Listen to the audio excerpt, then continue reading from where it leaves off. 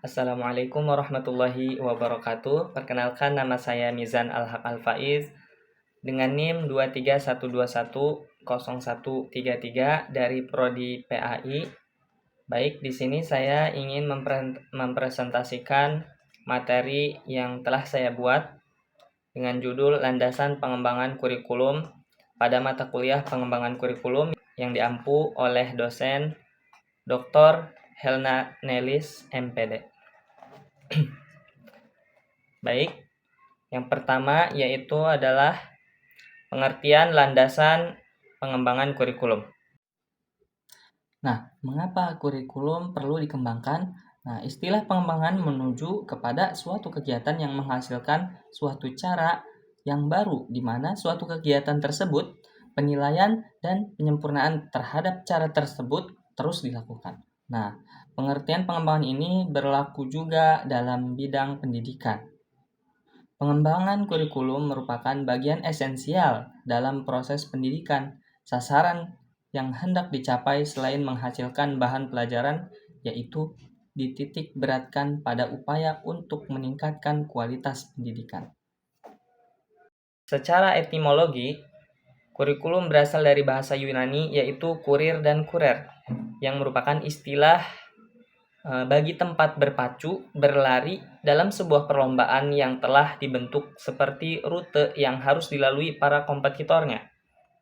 Nah, istilah kurikulum berasal dari dunia olahraga, terutama dalam bidang atletik. Pada zaman Romawi kuno, di Yunani yang mempunyai arti jarak yang harus ditempuh oleh pelari dari garis start sampai garis finish. Sedangkan kurikulum dalam bahasa Perancis berasal dari kata kurir yang berarti berlari.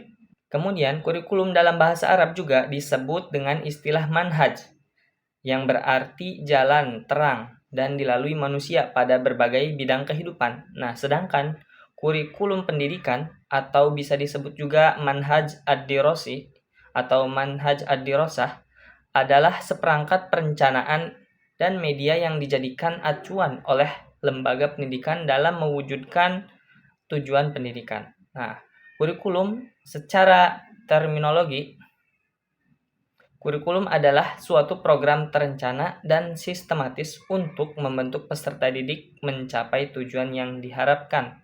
Sedangkan pengembangan kurikulum merupakan proses yang mengaitkan satu komponen kurikulum lainnya untuk menghasilkan kurikulum yang lebih baik.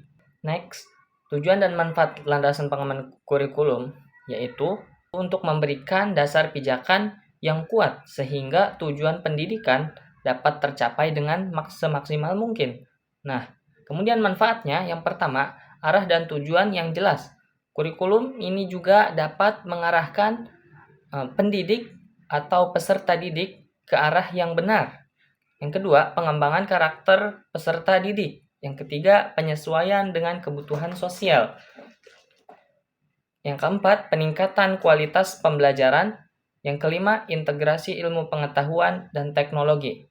Nah, dari kelima manfaat tersebut, dapat kita simpulkan bahwasanya landasan pengembangan kurikulum itu sangatlah penting bagi kegiatan belajar mengajar, baik itu bagi peserta didik ataupun bagi pendidik.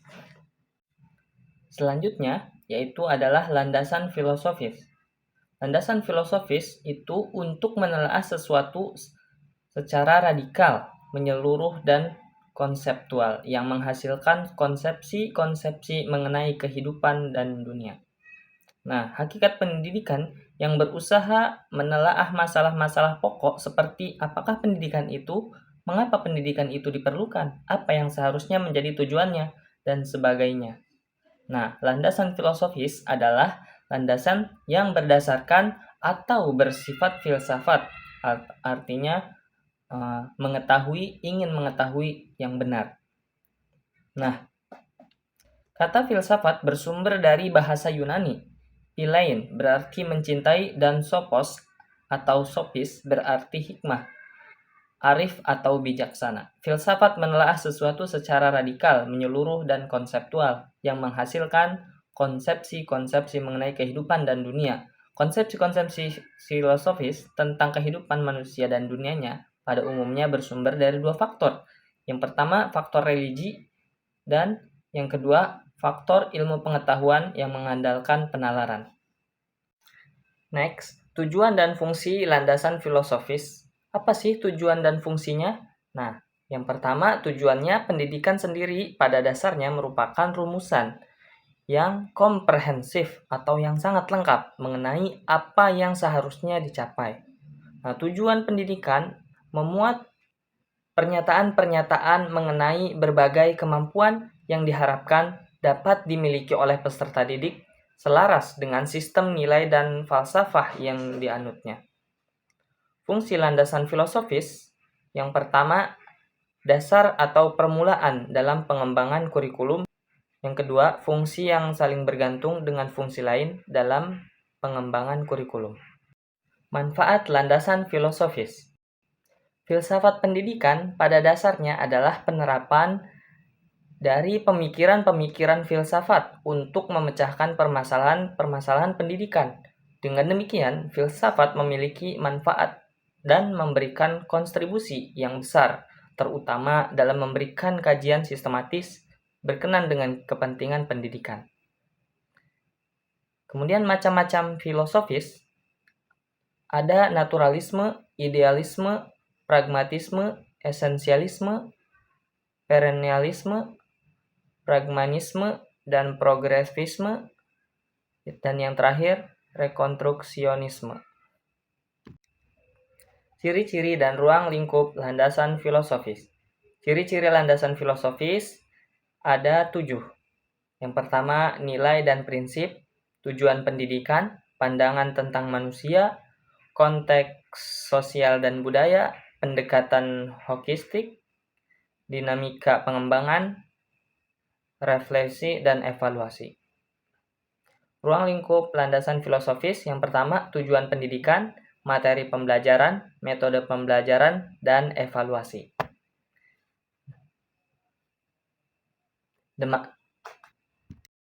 Kenapa filosofis menjadi landasan pengembangan kurikulum? Nah, pentingnya landasan filosofis dalam pengembangan kurikulum sejalan dengan yang dikemukakan oleh Thomas, bahwa begitu pentingnya landasan pengembangan kurikulum terhadap berbagai aspek keputusan pengembangan kurikulum. Apakah itu berjalan dengan secara terbuka ataupun tertutup? Apakah kita tahu kurikulum tersebut bekerja atau tidak? Nah, sesungguhnya hampir setiap elemen atau komponen kurikulum didasarkan pada landasan filosofis. Next, landasan psikologis. Psikologis adalah ilmu yang mempelajari tingkah laku manusia dalam hubungan dengan lingkungan. Sedangkan kurikulum adalah upaya menentukan program pendidikan untuk merubah perilaku manusia. Oleh sebab itu, dalam mengembangkan kurikulum harus dilandasi oleh psikologi sebagai acuan dalam menentukan apa dan bagaimana perilaku peserta didik harus dikembangkan. Nah, landasan psikologis ini sangat penting bagi pengembangan kurikulum karena peserta didik dan pendidik harus saling mengetahui bagaimana tingkah lakunya masing-masing dalam kegiatan belajar mengajar. Tujuan landasan psikologis memahami proses belajar, mengembangkan kurikulum yang efektif, meningkatkan motivasi belajar. Nah, ini sangat penting sekali bagi peserta didik agar bisa termotivasi karena mereka akan semangat dalam belajarnya. Kemudian fungsinya mengidentifikasi kebutuhan siswa, mengembangkan strategi pembelajaran, dan juga meningkatkan kualitas pembelajaran siswa. Landasan psikologis juga sangat bermanfaat sekali untuk proses pembelajaran para siswa. Nah, di antara banyaknya manfaat, saya akan menyebutkan 3 manfaatnya. Yang pertama, meningkatkan efektivitas pembelajaran, mengembangkan keterampilan sosial, dan meningkatkan kualitas kurikulum juga. Kemudian ciri-ciri landasan psikologis mempunyai teori belajar yang jelas, fokus pada proses pembelajaran siswa, mempunyai asumsi tentang perilaku, mempunyai pandangan tentang peran, dan mempunyai pandangan tentang evaluasi. Macam-macam dan ruang lingkup landasan psikologis. Nah, ruang lingkup landasan psikologis Yang pertama, hubungan pendidikan dengan aspek masyarakat lain. Yang kedua, masyarakat Indonesia sebagai landasan sosiologis. Macam-macamnya, ada fungsionisme, konflik, interksionisme, sosiologi kritis, dan postmodernisme. Kenapa filosofis menjadi landasan pengembangan kurikulum? Nah, pentingnya landasan filosofis dalam pengembangan kurikulum sejalan dengan yang dikemukakan oleh Thomas Hopkins bahwa begitu pentingnya landasan pengembangan kurikulum terhadap berbagai aspek keputusan pengembangan kurikulum. Apakah itu berjalan dengan secara terbuka ataupun tertutup? Nah, apakah kita tahu kurikulum tersebut bekerja atau tidak? Sesungguhnya, hampir setiap elemen atau komponen kurikulum didasarkan pada landasan filosofis. Landasan filosofis juga bisa mengungkapkan suatu kebenaran dalam menyampaikan ataupun meneliti kurikulum yang akan kita buat. Next, landasan sosiologi. Landasan sosiologi adalah di mana suatu proses interaksi antara dua individu, bahkan dua generasi, dan memungkinkan generasi muda untuk mengembangkan diri, sehingga melahirkan cabang-cabang sosiologi, antara lain sosiologi pendidikan dan juga ruang lingkup. Landasan sosiologi dalam pengembangan kurikulum adalah asumsi-asumsi yang berasal dari sosiologi yang dijadikan titik tolak dalam pengembangan kurikulum. Landasan ini disadari bahwa pendidikan adalah proses budaya untuk meningkatkan harkat dan martabat manusia. Tujuan dan fungsi landasan sosiologis. Tujuan landasan sosiologis mengembangkan kurikulum yang relevan, meningkatkan kesadaran sosial, mengembangkan keterampilan sosial. Manfaatnya, meningkatkan kualitas pembelajaran, mengembangkan siswa yang berwawasan sosial, meningkatkan efektivitas pembelajaran, mengembangkan keterampilan sosial, meningkatkan kualitas kurikulum. Manfaat landasan sosiologis dan macam-macamnya, filsafat pendidikan pada dasarnya adalah penerapan dari pemikiran-pemikiran filsafat untuk memecahkan permasalahan pendidikan. Dengan demikian, filsafat memiliki manfaat dan memberikan kontribusi yang besar, terutama dalam memberikan kajian sistematis berkenaan dengan kepentingan pendidikan. Macam-macam sosiologis, ada naturalisme, idealisme, pragmatisme, esensialisme, perennialisme, pragmatisme dan progresisme, rekonstruksionisme.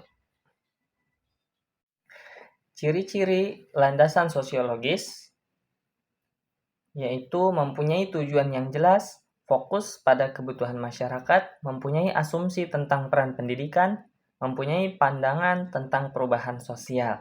Nah, kemudian ruang lingkupnya mengejar keterampilan, mentransmisikan budaya, mendorong adaptasi lingkungan, membentuk kedisiplinan tentang peran pendidikan. Nah, itu dia ciri-ciri dan ruang lingkup landasan sosiologis. Macam-macam landasan sosiologi mempunyai fungsionisme, konflik, interksionisme, sosiologi kritis, postmodernisme. Lalu kenapa sosiologi menjadi landasan pengembangan kurikulum? Alasan utamanya adalah agar mengerti konteks sosial, mengidentifikasi kebutuhan sosial, mengembangkan kesadaran sosial, mengembangkan keterampilan sosial, dan mengembangkan kurikulum yang relevan pada zaman modern ini. Next, landasan iptek. Pengertian tentang ilmu pengetahuan dan teknologi adalah terdapat beberapa istilah yang perlu dikaji agar jelas makna dan kedudukan masing-masing, yakni pengetahuan, ilmu pengetahuan, teknologi. Pengetahuan adalah knowledge. Nah, knowledge ini adalah segala sesuatu yang diperoleh melalui berbagai cara penginderaan terhadap fakta, penalaran atau rasio, intuisi, dan juga wahyu. Perkembangan iptek sebagai landasan ilmiah. Iptek merupakan salah satu hasil dari usaha manusia untuk mencapai kehidupan yang lebih baik, yang telah dimulai pada permulaan kehidupan manusia. Nah, teknologi pada hakikatnya adalah penerapan ilmu pengetahuan. Teknologi memegang peranan penting dalam kehidupan budaya manusia. Nah, Teknologi juga sudah banyak digunakan dalam berbagai bidang kehidupan, termasuk dalam bidang pendidikan. Tujuannya adalah untuk menciptakan suatu kondisi yang efektif dan juga efisien terhadap pola perilaku manusia. Nah, implikasi ilmu pengetahuan dan teknologi dalam pengembangan kurikulum adalah kurikulum harus dapat meningkatkan dan mengembangkan kemampuan berpikir peserta didik untuk lebih banyak menghasilkan teknologi baru sesuai dengan perkembangan zaman dan karakteristik masyarakat Indonesia. Tujuan dan fungsi landasan IPTEK adalah mengidentifikasi kebutuhan IPTEK dalam masyarakat dan industri, mengembangkan kurikulum yang berbasis pada IPTEK dan relevan dengan kebutuhan masyarakat, meningkatkan kemampuan guru dalam menggunakan IPTEK untuk pembelajaran, mengembangkan kemampuan siswa dalam menggunakan IPTEK untuk memecahkan masalah dalam kehidupan sehari-hari.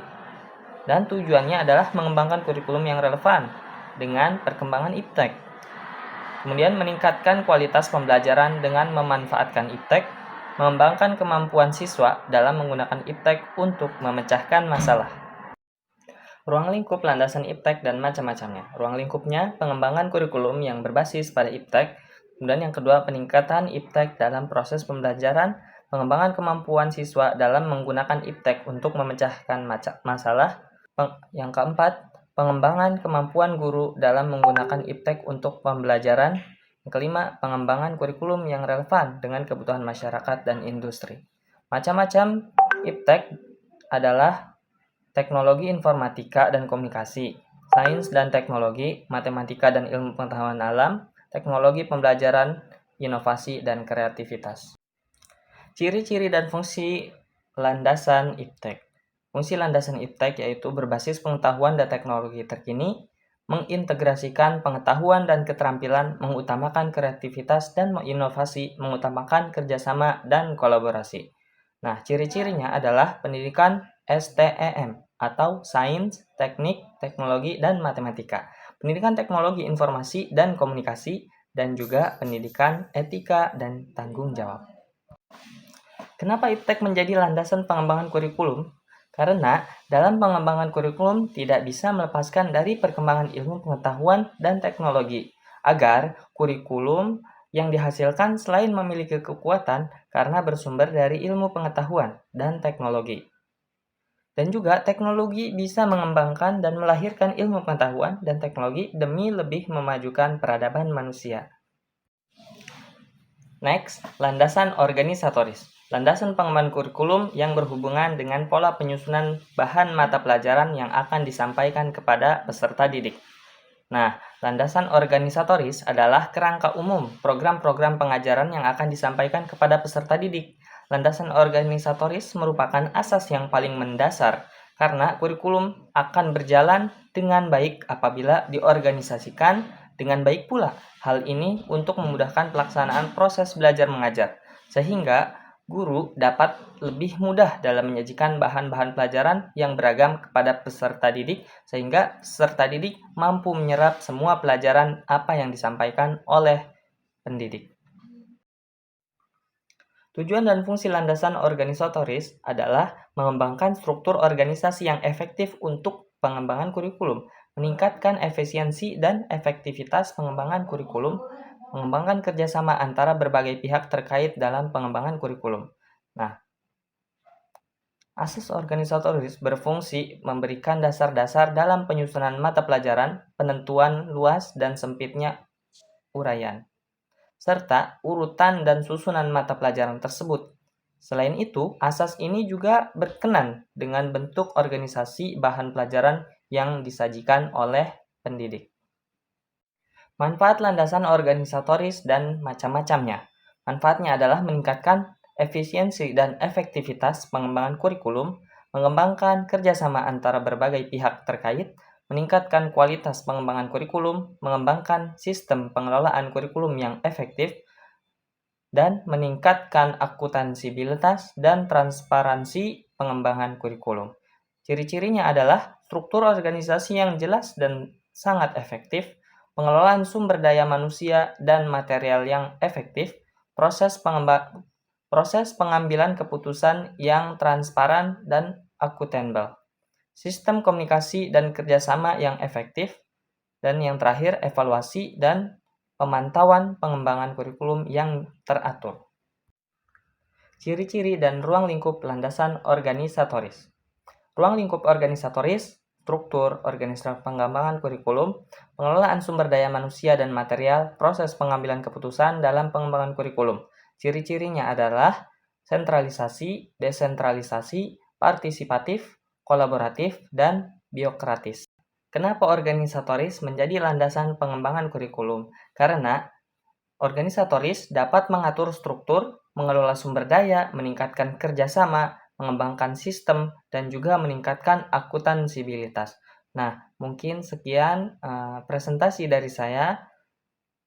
Kurang lebihnya saya mohon maaf. Saya akhiri. Akhirul kalam. Wassalamualaikum warahmatullahi wabarakatuh.